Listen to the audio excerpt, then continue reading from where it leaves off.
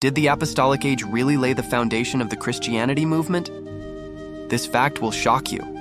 Are you sure they developed the current church hierarchies that we even consider God instituted? The time is now to discover. Christianity initially emerged as a Jewish movement from within Judaism, with many of its followers being Jews, beginning with Jesus all the way to his apostles and later the first converts.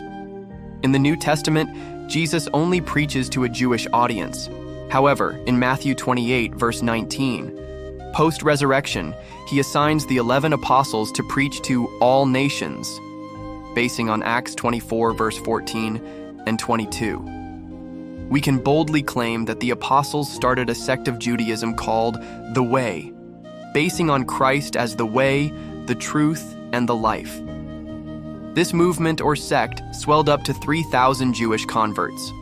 At first, these were distinctly Jewish, following the Mosaic law, temple traditions, and dietary customs, evidenced in Acts 2, verse 41. So those who received his word were baptized, and there were added that day about 3,000 souls. Therefore, these 3,000 left the scribes and Pharisees and put themselves under the teachings of apostles.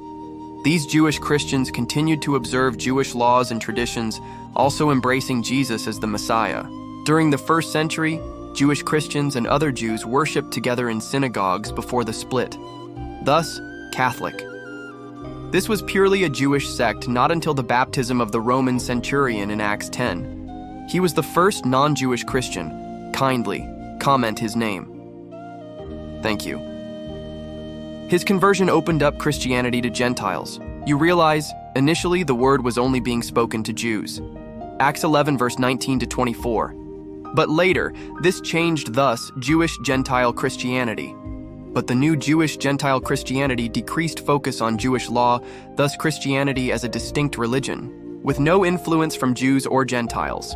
While the two groups agreed on Jesus' message and importance, the separate rites and communities led to increasing division.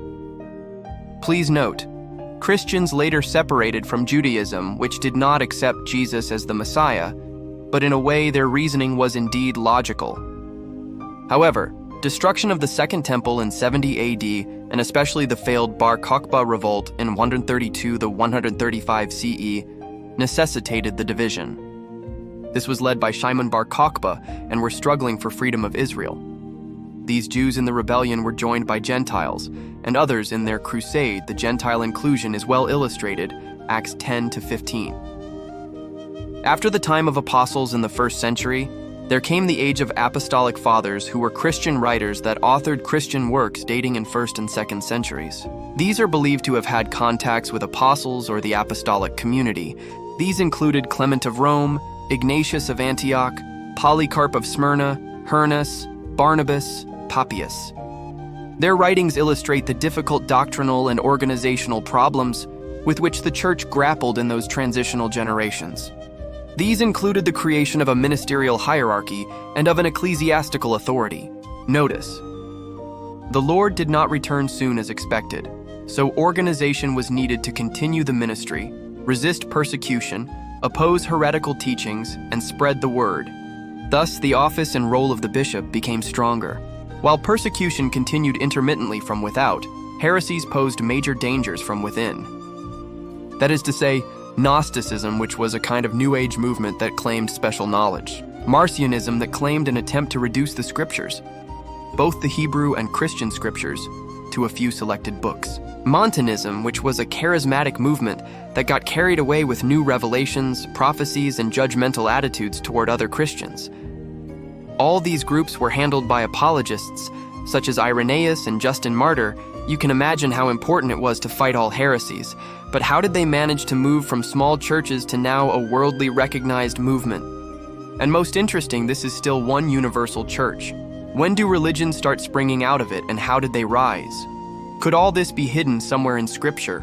Stay tuned in as we discover.